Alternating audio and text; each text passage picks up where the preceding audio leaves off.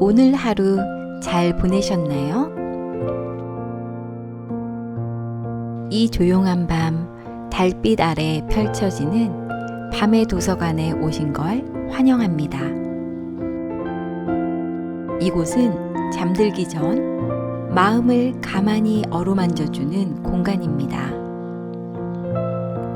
오늘도 잊고 있던 감정, 오래된 지혜, 그리고 잔잔한 따뜻함이 담긴 이야기를 들려드릴게요.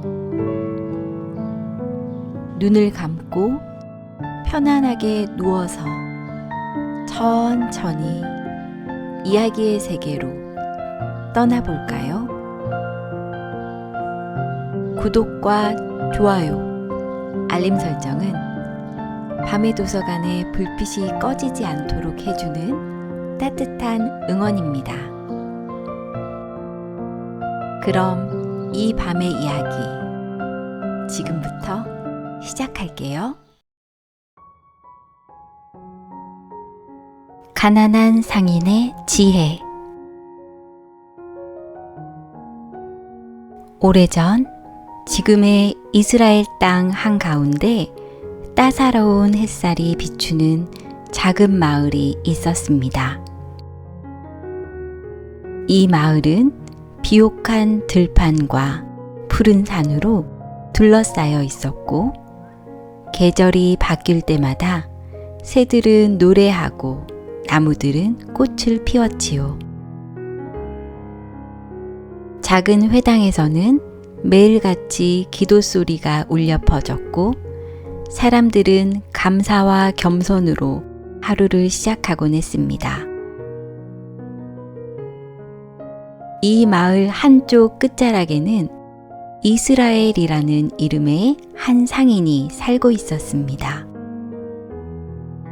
그의 이름은 매우 상징적이었지만 실제 그는 그저 검소하고 성실한 채소 장수였지요. 나무로 만든 작은 수레에 각종 채소를 실어 이른 새벽이면 어김없이 시장을 향하곤 했습니다. 매일 같은 길을 걷고 같은 사람들을 만나며 그는 자신에게 주어진 하루를 묵묵히 살아갔습니다. 그의 가족은 아내와 3명의 자녀였습니다. 집은 낡고 비좁았지만 매 끼니마다 감사의 기도를 잊지 않았고, 아이들은 부모의 사랑 속에 바르게 자라고 있었습니다. 그러나 그 평온한 일상 속에서도 이스라엘의 마음 한 구석에는 지울 수 없는 무거움이 있었습니다. 나는 왜 이렇게 가난한 걸까? 내가 정직하게 살고 거짓 없이 일했건만 왜 더 나은 삶을 오지 않는 걸까? 특히 첫째 아들 요나를 볼 때마다 마음이 저릿했습니다. 요나는 이제 8살. 또래 아이들이 뛰놀며 배움을 즐길 나이에 아버지를 따라 시장으로 향하고 손에 진흙을 묻히며 수레를 끌고 다녔습니다.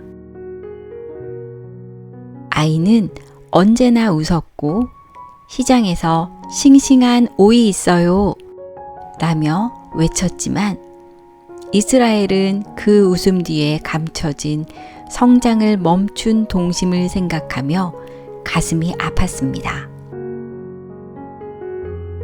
어느 날 아침, 시장이 평소보다 붐볐습니다. 예루살렘에서 온 큰 상단이 마을로 들어섰고, 사람들은 저마다 구경하느라 분주했지요. 그 무리 중에서도 유독 눈에 띄는 사람이 있었습니다. 비단 옷을 입고 금으로 장식된 지팡이를 든 남자. 그의 이름은 하마엘이었고 부와 권력을 두루 갖춘 상인이었습니다. 하마엘은 시장을 둘러보던 중 낡은 마차 옆에서 채소를 파는 이스라엘을 발견했습니다. 그는 비웃듯 웃으며 다가왔습니다. 이스라엘, 또 이 수레를 끌고 나왔군. 여전히 그 자리에서 성실하게 말이지. 이스라엘은 조용히 고개를 숙이며 대답했습니다. 하늘이 허락하신 만큼 살고 있을 뿐입니다. 하마엘은 그 말을 듣고 코웃음을 쳤습니다. 허락이라? 자네는 그렇게 평생 하늘만 바라보며 살 것인가? 현실을 봐. 지금 자네 손엔 흙밖에 없고 자네 아이는 교육 대신 장사를 배운다.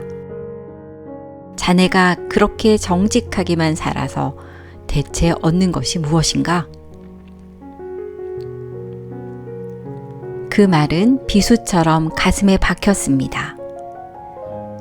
이스라엘은 아무 말도 하지 못했습니다. 그는 여전히 웃으며 채소를 팔았지만 마음속 깊은 곳에서는 자책과 혼란이 일어났습니다.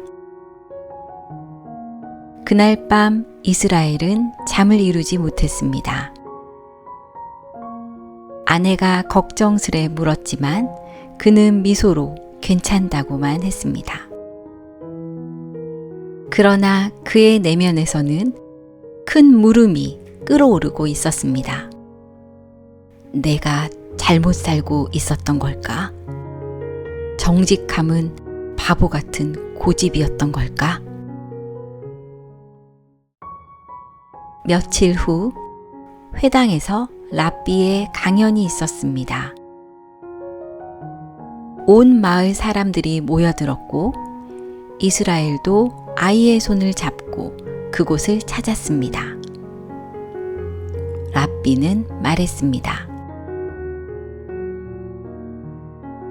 세상에는 세 가지 부가 있다.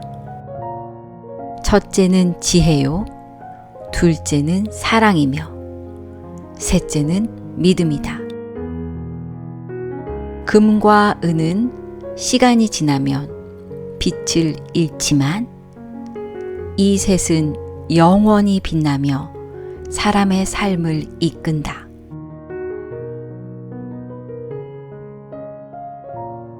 그 말은 이스라엘의 마음을 움직였습니다. 그는 다음 날 자그마한 결심을 했습니다. 자신의 삶을 바꾸거나 포기하는 대신 지금 가진 것으로 아이들을 가르치고자 한 것입니다. 이스라엘은 시장에서 돌아오면 아이들과 토라를 읽기 시작했습니다. 글을 읽을 줄 몰랐던 아이들에게 알파벳부터 가르치고 그 의미를 이야기해 주었습니다. 요나야, 이 글자는 알레프야.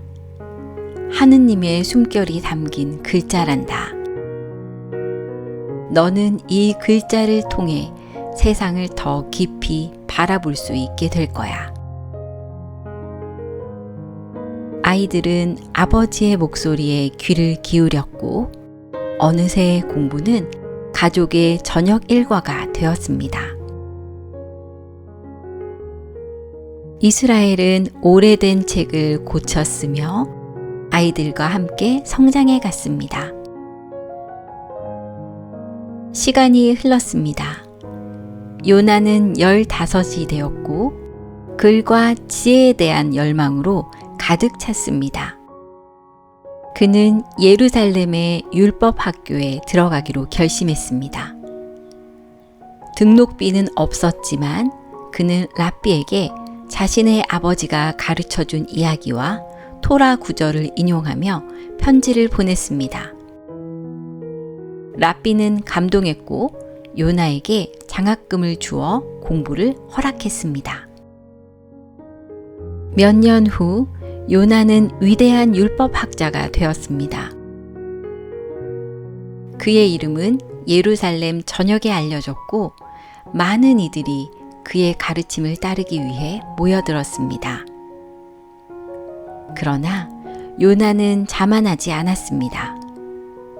그의 마음에는 항상 아버지의 굳은 손, 수레를 밀며 전해주던 사랑과 지혜가 있었기 때문입니다.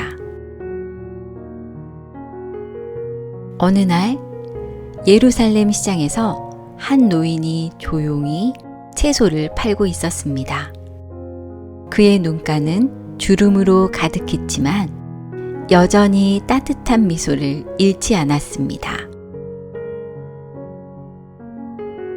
그를 알아본 이는 많지 않았지만 그는 바로 이스라엘이었습니다. 이제 그는 부자가 아니었지만 가난하지도 않았습니다. 그는 자식의 성공을 통해 세상에서 가장 큰 부를 얻은 셈이었지요. 하마엘은 여전히 상인이었지만 점점 늙고 외로워졌습니다. 그는 우연히 시장에서 이스라엘을 다시 보게 되었습니다. 자네 아직도 여기 있군.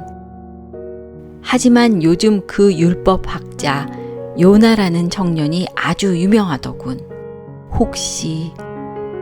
이스라엘은 조용히 웃으며 말했습니다. 그 아이는 제 아들입니다. 하마엘은 아무 말도 하지 못했습니다. 그는 이스라엘의 손에 묻은 흙보다도 깊은 무언가를 느꼈습니다. 그것은 시간이 지나도 닳지 않는 믿음, 사랑, 그리고 지혜였습니다.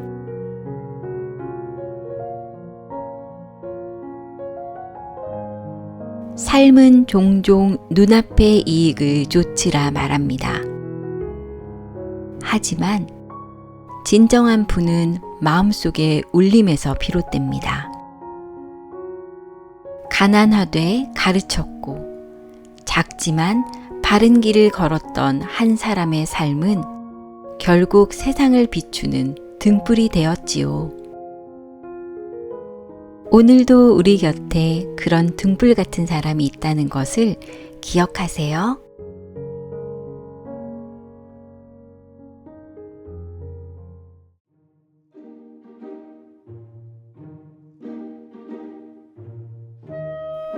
가장 부유한 자는 누구인가?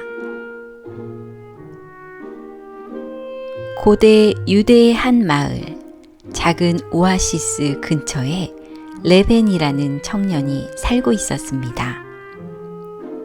그는 한때 부유한 상인의 아들이었지만 아버지의 갑작스러운 죽음과 함께 가족의 재산도 모두 사라졌습니다. 하루아침에 거지가 된 그는 자신의 처지를 믿을 수 없었고 하늘을 원망하며 살아갔습니다. 어느 날 레벤은 마을의 랍비인 요셉을 찾아가 말했습니다. 랍비님, 저는 도무지 이해할 수 없습니다. 왜 하나님은 저에게 모든 것을 주셨다가 빼앗아 가신 걸까요? 저는 단지 평범하게, 아니 조금만 부유하게라도 살고 싶었을 뿐인데요. 요셉은 조용히 레벤을 바라보다가 차를 한 잔 따르고 말했습니다. 자네는 부유해지고 싶다고 했지? 그렇다면 내가 자네에게 기회를 주겠네. 마을의 세 사람을 찾아가 그들이 왜 부유한지를 물어보게. 그리고 그들의 답을 가지고 다시 오게. 그러면 내가 진정한 부유함이 무엇인지 알려주지. 레벤은 그 말이 반신반의했지만 어쩌면 답을 찾을 수 있을지도 모른다는 생각에 고개를 끄덕였습니다. 레벤은 마을에서 가장 큰 저택에 사는 상인 아자르를 찾았습니다. 아자르는 향신료 무역으로 큰 부를 이룬 인물이었고 그의 집엔 황금 그릇과 값비싼 용단이 깔려 있었습니다. 레벤이 물었습니다. 아자르님, 당신은 이 마을에서 가장 부유하다고 들었습니다. 무엇이 당신을 그렇게 만들었습니까? 아자르는 웃으며 말했습니다. 돈이지. 그리고 그 돈을 더 많이 벌 줄 아는 머리말일세. 나는 항상 거래를 이익으로 이끌었고 기회를 놓치지 않았지. 나는 자산을 늘리는 법을 알고 있고 사람들을 다루는 법도 알지. 그것이 나를 부유하게 만들었네. 레벤은 고개를 끄덕이며 물었습니다. 그렇다면 지금 당신은 행복하십니까? 아자르는 대답을 멈추었다가 잠시 후 말했습니다. 행복이라? 글쎄, 그건 다른 문제일지도 모르지. 내 자식들은 나를 두려워하고 아내는 나와 눈도 잘 안 마주치네. 하지만 부유하다는 것은 그런 것과는 별개의 문제라네. 레벤은 고개를 숙이고 조용히 나왔습니다. 그 다음 레벤은 율법을 필사하며 살아가는 늙은 서기관 바리를 찾았습니다. 그는 작은 오두막에 살고 있었고 손에는 늘 달아빠진 탈무드가 들려 있었습니다. 레벤은 조심스럽게 물었습니다. 바릴 선생님, 저는 진정한 부유함이 무엇인지 알고 싶습니다. 당신은 가진 것이 없어 보이지만 항상 평온하고 미소 짓고 계십니다. 어떻게 그러실 수 있나요? 바릴은 살짝 미소 지으며 말했습니다. 젊은이여, 나는 매일 아침 내가 살아있음에 감사하고 하루를 탈무드와 함께 시작할 수 있음에 행복을 느끼네. 내가 가진 것은 많지 않지만 필요한 건 모두 가지고 있지. 그리고 내가 배운 가장 큰 진리는 이것이지. 그는 작은 파피루스를 꺼내어 레벤에게 보여주었습니다. 거기에는 이렇게 쓰여 있었어요. 가장 부유한 사람은 자신의 몫에 만족할 줄 아는 사람이다.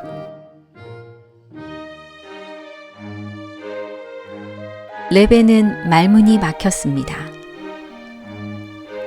하지만 그런 것으로는 가족도 미래도 지킬 수 없지 않습니까? 바릴은 고개를 끄덕였습니다. 물론이지. 하지만 내가 가진 작은 것도 누군가와 나누는 기쁨이 나에게는 보물이라네. 재산은 언젠가 사라지지만 지혜와 평온은 사라지지 않지.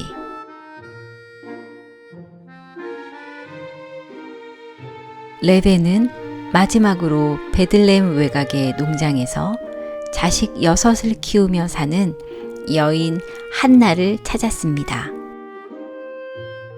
그녀는 넉넉지 않은 형편이었지만 언제나 마을의 병자를 돌보고 식량이 떨어진 사람에게 빵을 나눠주는 사람이었습니다.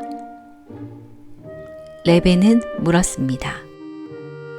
한나 여사님, 당신은 가진 것이 많지 않음에도 왜 항상 남에게 나눠주시는 겁니까? 무언가를 더 가지려 하지 않으시고요. 한나는 밀가루 반죽을 하던 손을 멈추고 미소 지었습니다. 얘야, 나는 내 두 손과 건강한 자식들, 하루 3끼 먹을 음식이 있음에 감사한단다. 그것만으로도 나는 부유하지. 남에게 나눠주는 것이 곧 내가 가진 것에 의미를 더해주니까 말이지. 내가 혼자 먹는 빵은 그냥 음식이지만 나눈 빵은 기쁨이 된단다. 레벤은 깊은 감동을 받았습니다. 며칠 후 레벤은 다시 랍비 요셉을 찾아갔습니다. 그는 깊은 목소리로 말했습니다. 저는 세 사람을 만났습니다. 부유한 상인, 지혜로운 서기관, 그리고 나눔을 실천하는 어머니. 그들은 모두 각자의 방식으로 부유하다고 느꼈습니다. 하지만 진짜 부유함은 재산이 아니라 마음에 있다는 걸 알게 되었습니다. 요셉은 고개를 끄덕였습니다. 레벤, 자네가 진실을 보았구만. 탈무드는 이렇게 말하지. 진정한 부유함은 자족함에 있다. 네가 지금 가진 것을 소중히 여길 줄 아는 사람은 어떤 보물보다 큰 것을 가진 것이지. 레벤은 눈물을 흘렸습니다. 그럼 저도 부유한 사람일까요? 요셉은 미소 지으며 말했습니다. 그렇지. 자네는 진리를 배웠고 마음이 채워졌으니 이미 가장 부유한 자네.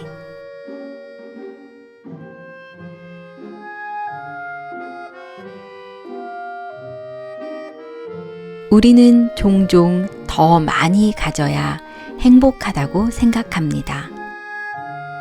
더 큰 집, 더 많은 돈, 더 높은 지위를 꿈꾸며 살아갑니다. 하지만 진정한 부유함은 가진 것을 얼마나 소중히 여기느냐에 달려 있습니다. 당신은 지금 무엇을 가지고 있나요? 그것에 감사할 줄 안다면 당신도 이미 이 세상에서 가장 부유한 사람입니다.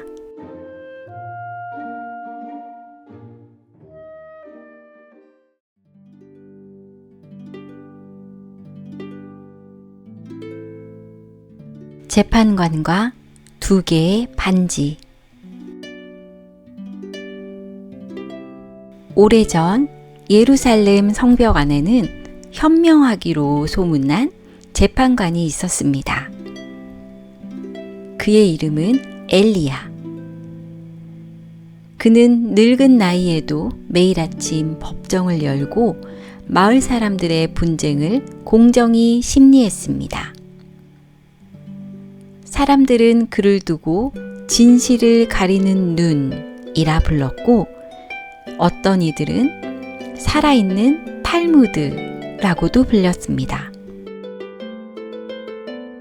그의 판단은 언제나 지혜로웠고 마음을 움직이는 말은 때론 법보다 강했지요. 그런 그에게 어느 날 아주 특이한 재판이 들어왔습니다. 젊고 부유한 상인 사무엘과 늙고 가난한 목수 다윗이 법정에 함께 서 있었습니다. 두 사람 모두 손에 반지를 들고 있었습니다. 흥미롭게도 두 반지는 거의 똑같았습니다. 금으로 정교하게 만들어졌고 중앙에는 푸른 사파이어가 박혀 있었습니다. 다만 두 반지 중 진짜 유산의 반지는 하나뿐이었습니다. 사무엘은 말했습니다. 존경하는 엘리야 재판관님, 존경하는 엘리야 재판관님, 저의 아버지께서 남기신 유산 중 하나가 바로 이 반지입니다. 그런데 며칠 전 다빗이라는 이가 이 반지가 자기 것이라고 주장하며 되돌려달라고 찾아왔습니다. 제 아버지는 돌아가시기 전 이 반지를 저에게 물려주셨고 이는 분명 제 것입니다. 다빗은 주름진 손을 들어올리며 간절하게 말했습니다. 이 반지는 원래 제 손에서 사라진 것입니다. 20년 전 제 딸이 병에 걸렸을 때 약값을 마련하기 위해 이 반지를 저당 잡혔습니다. 그 후로 돌려받지 못했지요. 하지만 이 반지는 제 아버지가 유산으로 주신 우리 집안의 상징과 같은 물건입니다. 사무엘의 아버지가 어떻게 이 반지를 가졌는지는 알 수 없지만 그건 분명 제 반지입니다. 엘리야 재판관은 고개를 끄덕이며 조용히 말했습니다.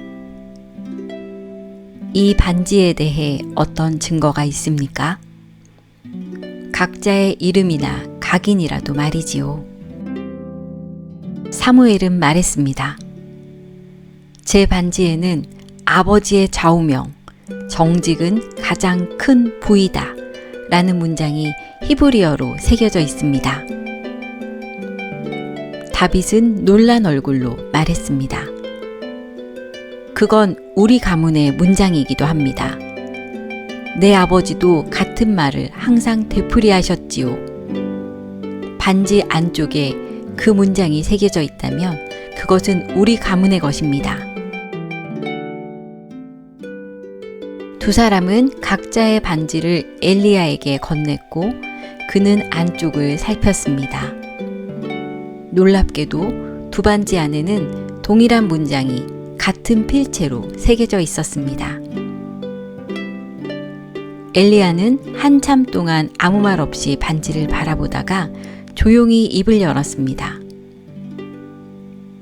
두 분의 이야기는 모두 그럴듯합니다. 증거도 기억도 감정도 확실하지요. 하지만 반지는 단 하나만 진실일 수 있습니다. 법정 안은 조용해졌고 사람들의 눈이 재판관에게 집중됐습니다. 엘리야는 생각에 잠기더니 회중을 향해 이렇게 말했습니다. 나는 지금 두 사람 모두의 마음속을 보고 있습니다. 하지만 진실은 표면이 아닌 그 마음의 무게에 있습니다. 이제 두 분께 각각 한 가지 질문을 드리겠습니다. 그는 사무엘을 바라보며 물었습니다. 사무엘, 만약 이 반지가 다빗의 것이라고 판결된다면 당신은 어떻게 하시겠습니까? 사무엘은 당황한 듯 하다가 이렇게 말했습니다.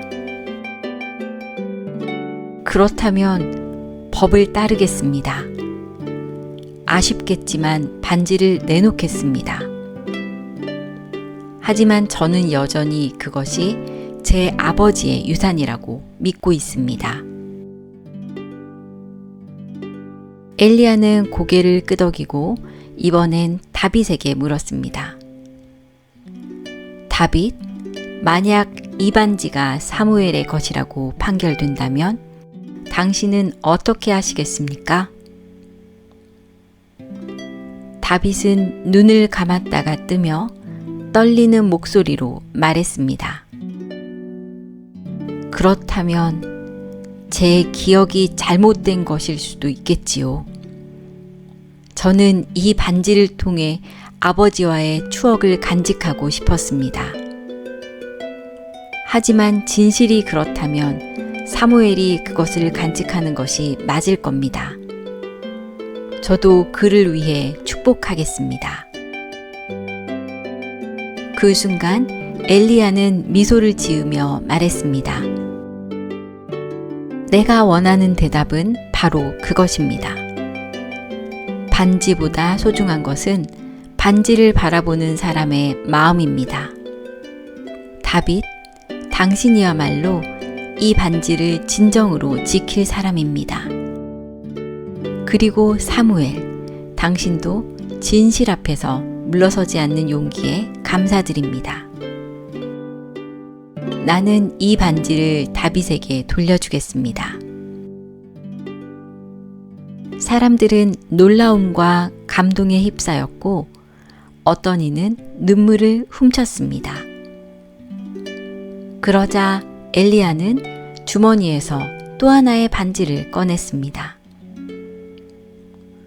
사무엘이 갖고 있던 반지와 똑같이 생긴 반지였습니다. 사무엘, 당신의 아버지께서 나에게 이 반지를 맡기며 말씀하셨지요. 내 아들은 돈이 많지만 마음을 배워야 합니다. 그가 진심으로 무엇을 원하고 또 무엇을 포기할 줄 알게 되었을 때 이 반지를 주십시오. 이제 때가 되었군요.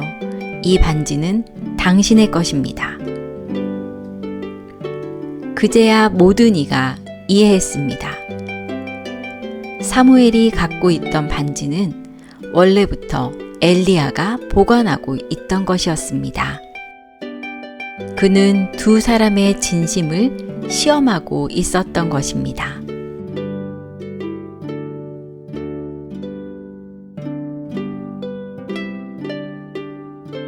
진실은 언제나 눈에 보이지 않습니다. 그것은 기억의 저편, 말에 넘어 마음의 깊은 곳에 숨겨져 있습니다. 그리고 그것을 가려낼 수 있는 유일한 방법은 무엇을 가졌는가 보다 어떻게 행동하는가를 보는 것입니다. 우리 삶의 반지도 마찬가지입니다.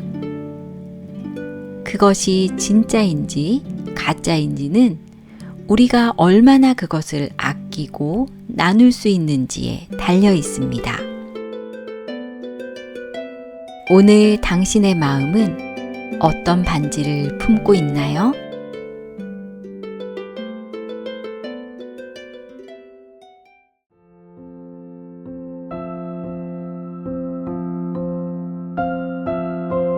이야기의 끝이 가까워졌네요. 마음속 어딘가에 작은 여운이 남았다면 그건 이 밤이 당신을 살며시 안아주고 있다는 신호일 거예요. 밤의 도서관은 언제나 이 자리에 당신이 편히 쉴 수 있도록 따뜻한 이야기를 준비하고 있을게요. 구독과 좋아요, 알림 설정으로 이 밤의 약속을 계속 이어가 주세요. 오늘도 수고 많으셨습니다.